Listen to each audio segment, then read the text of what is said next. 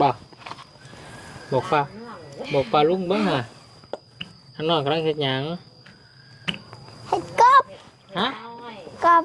เฮ็ดกบเขียดน้อยโอ้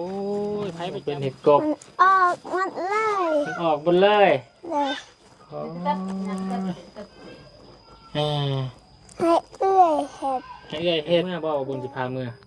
เลยเมื่อบ้านน้องบุญเมื่อบ่เลย บาดว่าบุญได้รถได้ล่างก่อนเด้อเลย ยังมีรถพาเมื่อจำพี่น้องเลยเนาะก็สิเมื่อจังใดเนาะเมื่อน้องซี่ ปลาลุงเอฟซี สอบเป็นกำลังใจให้น้องนั่งน้อยหน่อยเด้อ สอบเป็นกำลังใจให้นางน้อยนะเด้อ สอบเป็นกำลังใจให้บาบุญหน่อยเด้อ สอบให้เป็นกำลังใจให้บุญ ในหลวงเนาะของอายเพิ่นที่ซอยมาใส่ผ้าปลาลุงไปเบิ่งหาใส่ห้องเจ้าอยู่ใส่ผ้าให้บอกลุงชาลีเซ็งเบิ่งของนั่งน้อยอยู่ใส่นั่งน้อยนอนอยู่ใส่ อยู่นี่ นอนนี่บ่เลย โอ้ชาลีเซ็งแน่ ใจเด้อลุงสลีเซงเด้อให้สาวไข่ไวๆเด้ออยู่ดีไม่แห้งอยู่ลุงขอบใจเด้อเห็ดเฮือนให้ล้างขอบใจเด้อสร้างกาเริ่มมาลงมือละบาดพี่น้องนะหลังจากพักเที่ยงมาเริ่มเก็บสี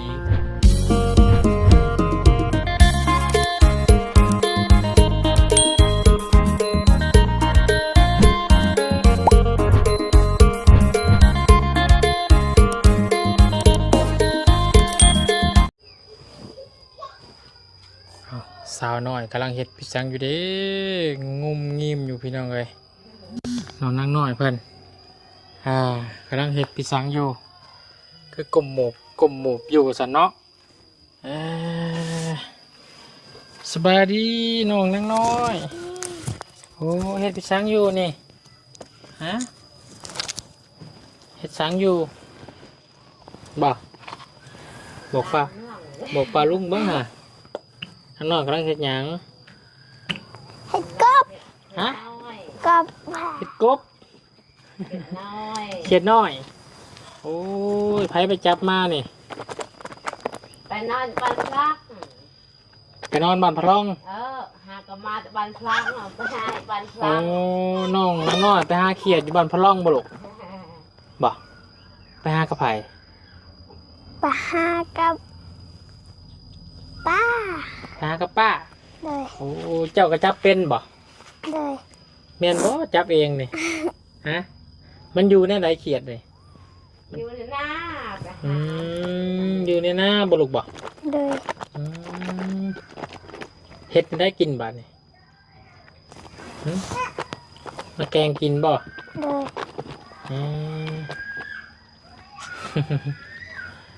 เอาพี่น้องเลยเนาะเปิดคลิปเปิดภาพมาพี่น้องเลยมาเบิ่งทางน้องนั่งน้อยเพิ่นพี่น้องเนาะกำลังจับเขียดอยู่คุณว่ากบป่ะสันเนาะเขียดได้ลูกกูมันกบได้นี่เขียดสิมึงเขียด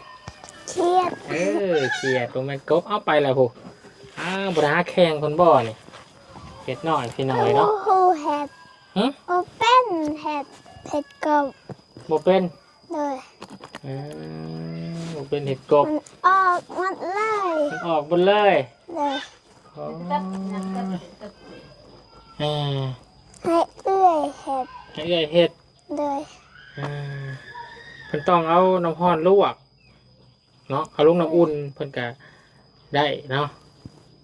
สับออกมานี่กับไปบ่แล้วนี่จับไว้แม่นี่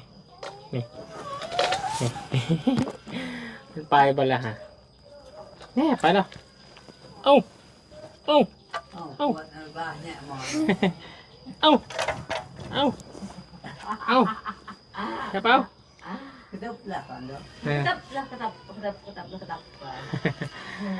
าพี่น้องเลยขอกราบทักทายสบายดีพ่อแม่พี่น้องเนาะสบายดีหมู่เพื่อนกันเบิดสุขุสุขคนสบายดีFCผู้ใหญ่ใจบุญเบิดทุกทานพี่น้องยินดีต้อนรับเข้าสู่ช่อง YouTube บาบุญสารวันคือตัวหอมทำมันนี่ซาผมบ่ ซาเองบ่นี่ โดย โอ้อาบน้ำซาผมเองก็เป็นล่ะพี่น้องเอ้ย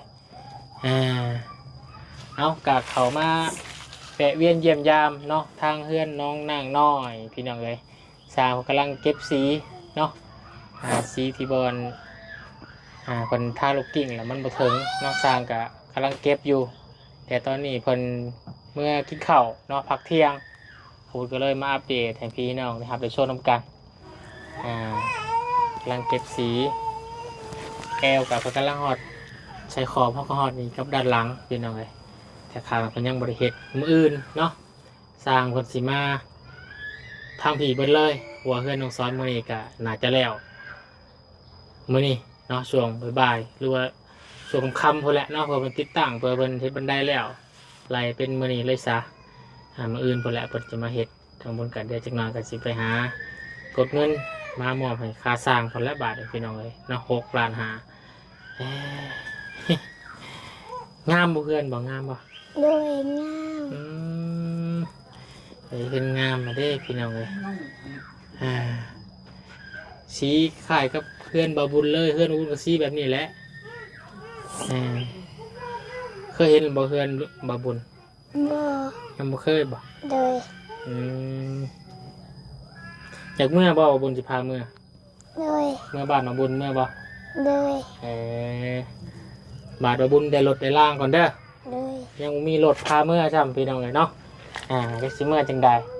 เมื่อนำดวงจันทร์กับยานดวงจันทร์มีเรียกหลายบอลเนาะบาทบุญมีเงินมีคำซื้อรถซื้อล่างกันเด้อ โดย แต่บุญยังมีรถขี่อยู่ฮะ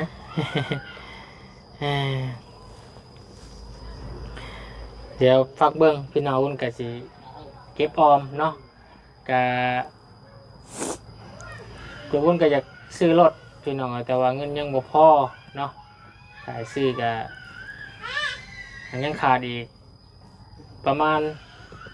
หลายเติบได้พี่น้องเนาะ ประมาณพูดแหละ3-4 แสนบาทเนาะน่าจะพอพังเบิงพูดแหละเก็บเงินอีกเนาะประมาณตกแรงพูดแหละพี่น้องเลยเนาะแล้วเขาแล้วน้ำพี่น้องถ้าว่าอยู่ดีไม่แห้งเก็บเงินได้พี่น้องเลยเนาะแต่ว่าเงินเดือนพอเนาะแต่ละเดือนก็เก็บออมเอาเนาะประหยัดกินประหยัดใส่พี่น้องเลยเพราะว่าถ้าที่ซื้อก็อยากซื้อเป็นมือหนึ่งเลยพี่น้องเลยเนาะ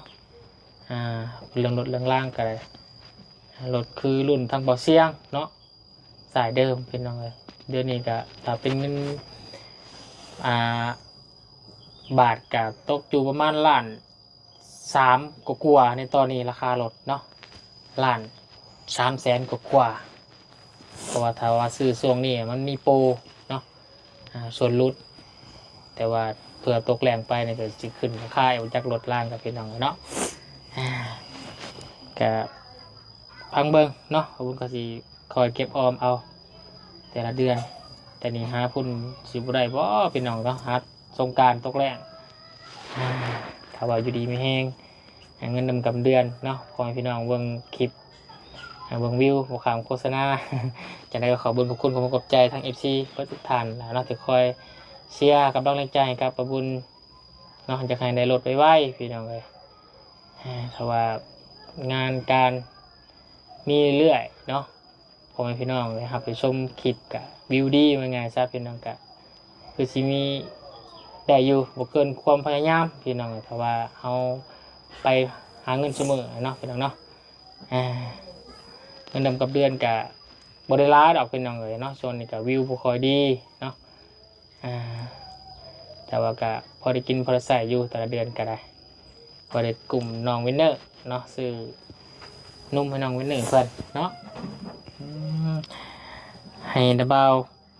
อวยพรให้ดับเบิลได้รถไว้เด้อ โดย บอกปลาลุงเบิ้งปลาลุงเอ้ยเบิ้งคลิปปลาบุญสารวัตรดุเนี่ยเด้อสิเอาเว้ย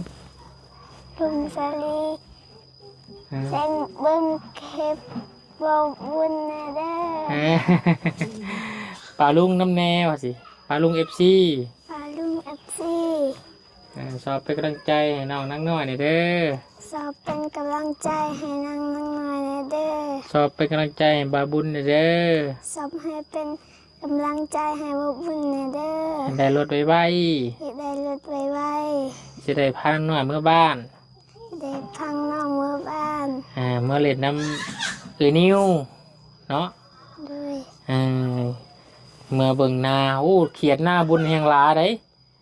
ทั้งเขียดทั้งปลาได้จังหน่อยนี่เดือนหน้านี่ฝนตกแล้วปลาลงตอดหลายให้น้ำหลาย จะได้พาคนเมื่อพี่น้องเนาะ ไปเนี่ยนางน้อยก็ไปนำเบาบนแล้วไปเล่นโยมันเนอร์แหละ ไปเล่นน้ำวินเนอร์เบิ่งคลิปน้องวินเนอร์อยู่บ่ เลย จะเบิ่งน้ำไผ่ จะเบิ่ง มา น้ ย่างกับ เบิ่งโทรศัพท์น้ำไผ่ โทรศัพท์ไอโอ โอ้ไอโอก็เบิ่งคลิปบ่บุญอยู่บ่ ำเลย ตอนนั้นเบาบนชอนลงเฮือนเบาบนหันหันแหละ ปลูกแคนอันนั้นลองชอนอยู่บ้านแล้ว โดยพูดแล้วอยู่ดีไม่แห้งมีหลุดมีล่างเด้อสิพาน้องนักหน่อยมาเล่นน้ำน้องวินเนอร์ เลย เนาะแต่ว่าตอนนี้ก็ยังหาเงินอยู่เนาะยังบ่เพียงบ่พออยู่รถเงินซื้อรถกับพี่น้องเลยเนาะสู้ๆต่อไปสร้างเพิ่นกำลังเมื่อนี่อยู่พี่น้องเนาะเดี๋ยวมาก็สิสร้างเพิ่นลงมือต่อเก็บสีบางทีว่าลูกกิ่งบ่ถึงเนาะบางทีทายังมาทัวเนาะสีนี่ก็CL ก็ยังมีต่างหากเนาะหากว่ามื้ออื่นสร้างมารวมกันนี่บ่คาดว่าบ่เกิน5 มื้อมื้อละทิศหนึงนะไรทิศหนึงน่าจะแล้วเพื่อนเจ้าเด้อไปตู่เด้อบัดสมมุติว่าเพื่อนแล้วนี่ขึ้นเฮือนนี่เฮ็ดฮีดคล้องแบบใดผูกแขนบ่ได้ผูกบ่ได้ปู แต่เฮ็ดตามฮีดประเพณีเจ้าเนาะ โดย บอกหมู่ครูมากินข้าวกินน้ำเนาะ กินข้าวกินน้ แบบว่าวันผูกคอต่อแขนเนาะ ำเพราะเป็นสังสรรค์เกียรติเนาะ ได้แบบแล้วก็หาย ก็ขอให้แล้วไว้พี่น้องเนาะจะได้พาแขกคนมาแสดงความยินดีอย่างที่พี่น้องบ้านพร้อมกันบ้านแล้วเนาะ โดย บันพลังเพื่อนน้องก็สร้างเฮ็ดนี่แหละลูกให้มานำกันให้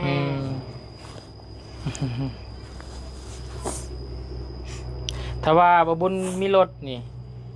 ไม่ตู้กับสิเมื่อน้ำบบุญอยู่บ่พาเมื่อมาเล่นบ้าน โดยอยากไปเลยลูกไปเนาะ โดย มาเล่น มาเล่นน้ำลูกน้ำลานนี่ หายหน้าหลายได้ เมื่อหาเอาเขามากิน โดย นังหน่อยเมื่อสอนดำหน้าไปสอนพวกไปจับเขียดโอว้าวน้ำแม่บอกบนพาเขาไปดำนาคำไอชอนเขาอยากไปน้ำมาไปลูกแต่จะเชียร์ยาน้ำตาหันน้องโอก็อยากเมื่อบ่ว่าอยากชอยนั่นเบาบนน้ำดาดนาเด้อแม่เด้อ เพิ่นดำก็เป็นบ่น้องโอดำน้ำมาช้อนนั่นแหละเพิ่นเคยดำหน้าอยู่บ่มันไปรับจ้างไปดำนำข้าวหั่นไปบ้านชะมูนรับจ้างไปกายนี่ดำนาก็มีลา2-3 มื้อดำนาแน่ลูกขอขึ้นไปขึ้นมาขอขึ้นบ่บนเนี่ยโดยช่องชานแม่นี่คนทุกคนยากได้เฮือนได้เด่นอยู่ก็ขึ้นไปแม่นี่ทุกบ่มีเด่นลูกนี่จะเฮ็ดนั่นนะก็ขึ้นไปขึ้นมาคันได้เฮ็ดเด่นนี่ปลูกมันปลูกป่วยได้กันนี่ก็เฮ็ดนำพี่น้องเด่นอยู่พี่ก็บ่มีเลยมันมีพี่น้องอยู่พี่ใครลูกขอนำพี่น้องเฮ็ดเขาปานให้นี่มีพี่น้องอยู่เขาที่ซื้อกัน แบบดินปลูกข้าวปลูกน้ำปลูกมันบ่มีเนาะ บ่มี มีแต่ขอเฮ็ดนำเพิ่นก็แบ่งปันให้เนาะ โดย ไปซอยเพิ่น ซอยเพิ่น เพิ่นให้ปีละจักสอบ ไปซอยเพิ่นเฮ็ดนี่ ปีกายน่ะ6 ซอบ แล้วก็กระสอบข้าวเปลือกเนาะ ข้าวเปลือก6 กระสอบอย่าได้ก้มกินลูกบ่คุ้มดอก6สอบเนาะบ่ฮอดเดือน2เดือนก็เบิดได้กินนี่ก็ลูกชื่อให้นะเขาชานนี่ได้กิน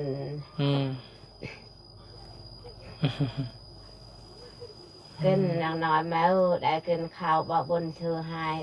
ถูกแล้วลูกยังหลายังซ้ำยังเครื่องสอบเนาะยังคงชอบยังเครื่องสอบเขาก็คือว่ายังบ่ลายอีกบ่ฮอดอีกทิศหนึ่งปลายทิศปลายก็เบิดแล้วเนาะเบิดแล้วก็บอกเด้อสิซื้อมาให้อีกเด้อโดยยังว่านางน้อย ขอบใจเด้อ เขาเบิดแล้วบอกบ่าวบุญเด้อโดยบ่าวบุญสิซื้อมาให้อีกเนาะสอบหนึงก็ 6-7 แสนพี่น้องเอ้ยเนาะ6แสนห้าก็มีตัว7 แสนก็มีแล้วแต่เขาตามเกณฑ์แล้วแต่บางห้าน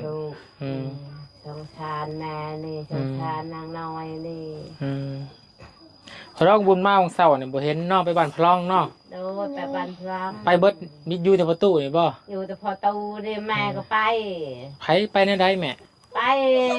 เล่นบ่ไปรถจักรบ่ไปรถจักรไปช่องเมื่อวานนี่ไปช่องเมื่อวานนี่ก่อนนางน้อยเนาะไปเล่นแม่ไปกับเจ้าไปนางน้อยไปหาจับเขียดบ่ลูกเจอกลางคืนไปการเครียดไปกลางคืนบ่การกลางคืนเจ้าก็ไปบ่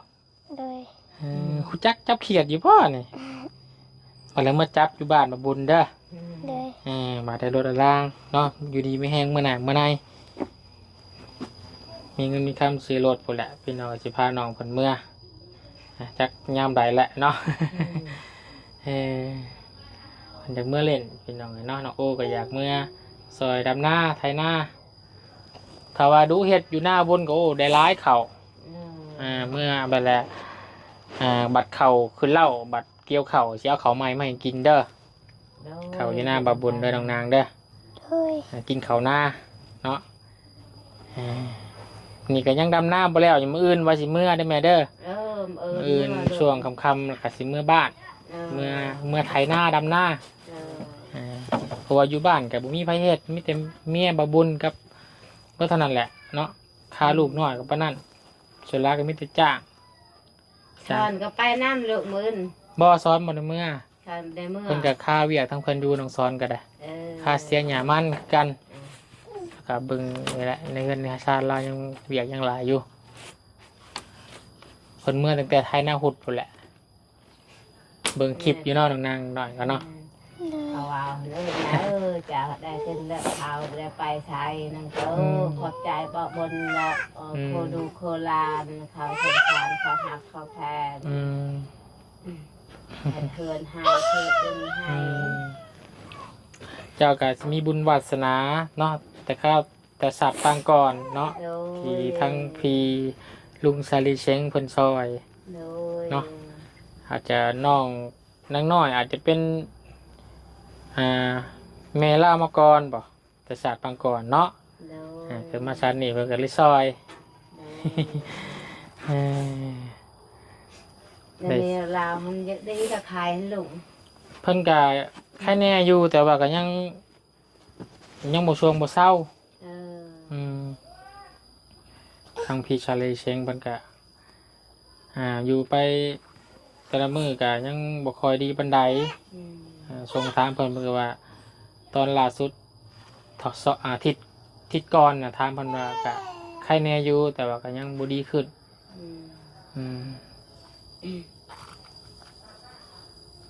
งานหลานยังน้ำแม่ในเท่าแม่นะ52อมตะปูแล้วลูกหลานลงคอได้เล็กตะปู52แล้วแม่เนี่ยอยู่ลุงสลีหันได้แล้ว50ลูก40โดยประมาณนั้นแหละลุงสลีก็ได้ประมาณ40ปลายหรือ50ประมาณน่ะบอก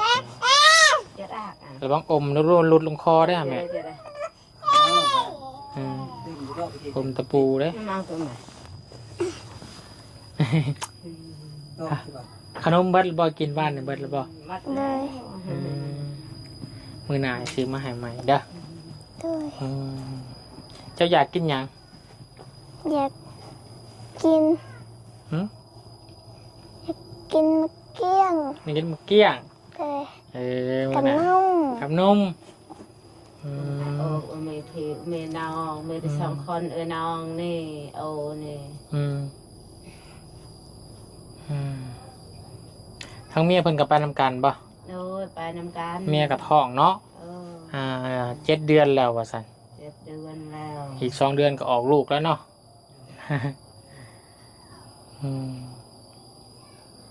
แค่นี้ดอกนอกเดือนหน้ากับ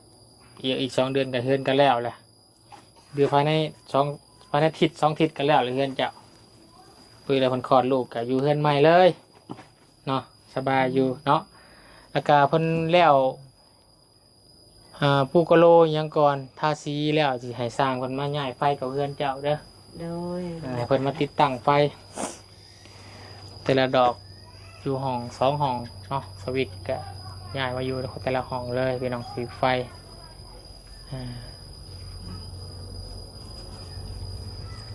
สร้างเพิ่นกำลังเก็บสีงามสีของแท้ได้ไหมเอ้ยนี่หมดบ้านเนี่ยว่าเขายองเฮือนจานางน้อยเฮือนนี่แต่สปอนฮอตแสดงเห็นว่ามีแพร่ใดเราเฮือนแบบนี้มีแต่พระเยาเจ้าและนางน้อยนายบ่มีได้ส่วนร้ายคนทั้งทีมงานซอยเลือกกันมีแต่เฮือนใหม่ทรงโมเดิร์นธรรมดาเนาะแต่นี่เป็นนางน้อยเฮือนดินเลยนางน้อยเฮือนงามโกโมเป็นบุญวาสนาของครอบครัวเจ้าและเนาะที่มีพี่ชาลีเซ้งเพิ่นซอยผู้เดียวเพิ่นเลยพี่น้องเนาะเป็นบุญพันใหญ่หลวงเนาะของอายเพิ่นที่ซอยมา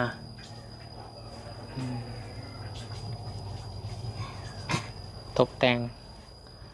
บัวแต่งยังงามพี่น้องเลยเบิ่งแบบแล้วอีกเนาะ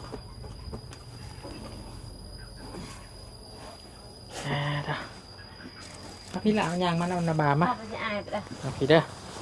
พาปลาลุงคนมาเบิ่งอีกรอบนึงเนี่ยเนาะแอลเนาะแต่งบัวแอลขอบนี่พี่น้องแล้วก็ฮอตนี่เดี๋ยวต้องคางอีกจะแต่งเติมอีก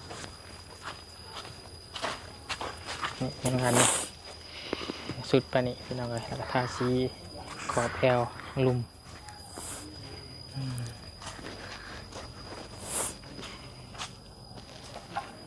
ลองติดตามเบิ่งกันอีกเป็นพี่น้อง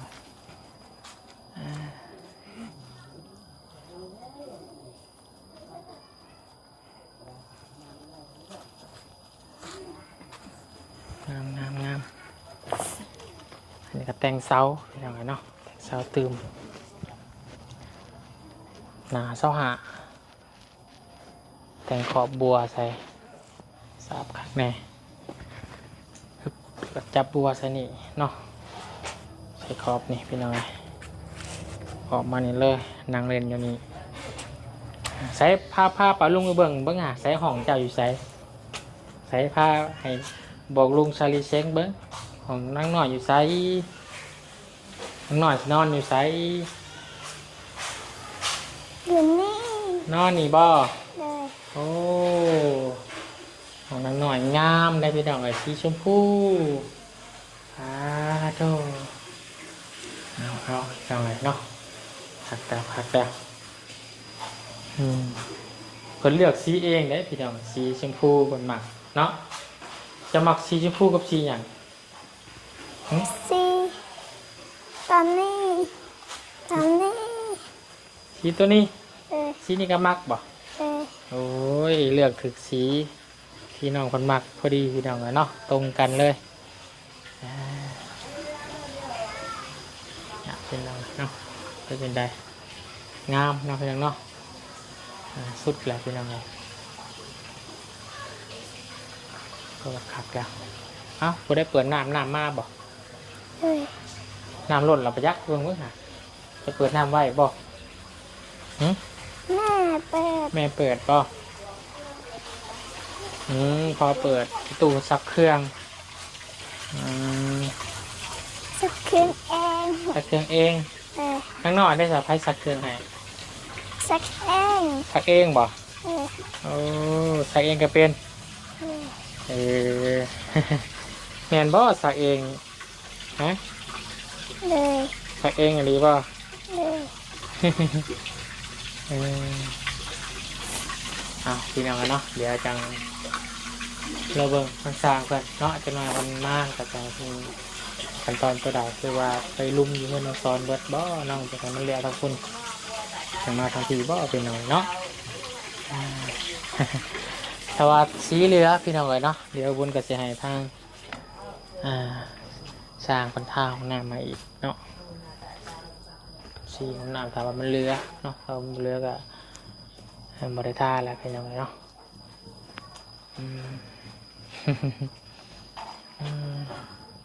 กินข้าวแล้วบ่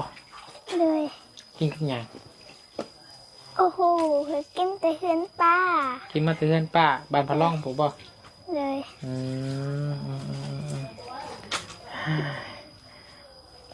จะโอเคพี่น้องเนาะฝากบอกลุงซาลิเชงแน่ให้เศร้าไวๆเด้อว่าเศร้าไข่เด้อว่าสิไว้ เลย บอกลุงซาลิเชงแน่ ใจเด้อลุงสลีเซงเด้อให้เศร้าใครไวๆเด้ออยู่ดีไม่แห้งอยู่ลุงขอบใจเด้อเห็ดเฮือนให้ร่างขอบใจเด้อ โอ้ย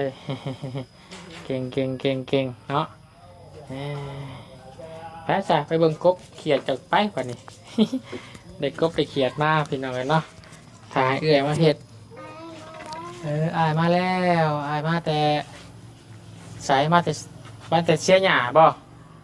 โอ้มาแล้วพี่น้องเลยเนาะสอนเมียมาเลยแต่เสียหยาเสียยุ่งแต่บ้านพะลองมากันสอนเมียมา มาเลเซียหยาบ่โอ้พี่น้องไงได้ยังมาน้องไม้บ่สบายดีโอ้ทั้งเมียเพิ่นกันเลยอุ้มท้องมาพี่น้องเลยเนาะมาเสียหยาเสียยุ่ง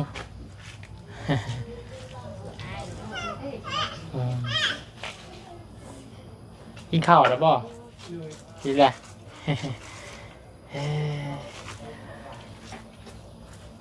จากเมื่อดำหน้าซอยบุญบ่โอ้ยบ่มีรถมีล่างก่อนเด้ออยู่ดีไม่แห้งปีหน้าปีในสิพาเมื่อเห็ดเรากินเลยเนาะเมื่อเห็ดแล้วเอาของมากินเอาของใหม่มากินบัญญัติเก็บเกี่ยวกันได้เนาะจะได้ไล่สอบอยู่พี่น้องเลยเนาะหน้าบุญกันได้แต่สิแบ่งปันเพื่อนไปเห็ดยังคนแหละเนาะเพื่อไหวพี่น้องเลยเนาะเอาหาพักผ่อนซะเด้อมาแต่ไม่เมื่อยพี่น้องเลยให้เป็นพักผ่อนก่อนเนาะมาแต่เสียหยาเสียยุ่ง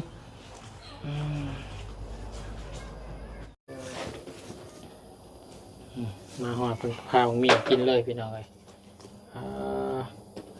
มีสร้างเสียงแล้วบ้านี่เนาะคนไหนกินแล้วบ่ คนอนุญาตแล้วเนาะเลยเลยวะเพื่อนเรามียังอยู่เนาะมีไงวะมีเพิ่งหอมหวาน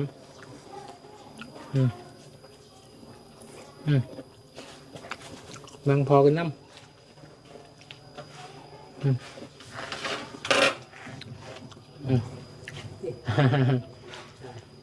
กิน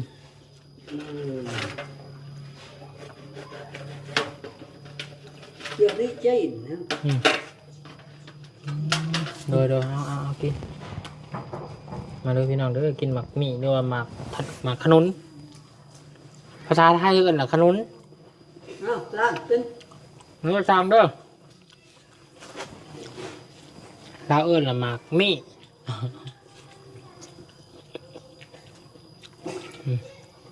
ครับ สร้างกาเริ่มมาลงมือละบาดนี้พี่น้องเลยหลังจากพักเที่ยงมาเริ่มเก็บสีบางทีลูกกิ่งบ่ถึงพี่น้องเลยเนาะตามขอบตามร่องมัน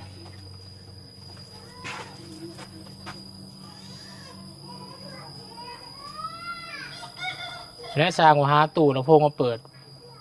ทาสีมันยังเพลินไปเลย ฟังเพลงเป็นเพลินมืนกับบงเงาแล้วมืนเนาะ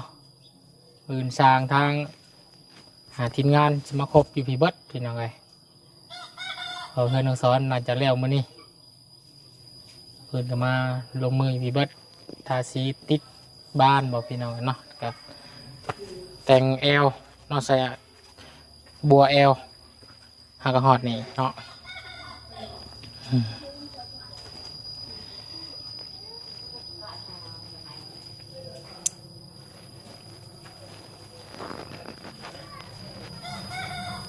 มืออื่นน่าจะแต่ว่ามืออื่นบุญน่าจะเดินทางกลับพี่น้องเลยเนาะสีเลือดขึ้นมารอบหน้าน่าจะเสร็จสิ้นพอดีจักเนาะอัปเดตกะโลพี่น้องทางไปชมมารอบหน้าพี่น้องเลยเจอมารอบหน้าก็ขึ้นเลยจักมือหาว่าวันละบาทพี่น้องเนาะ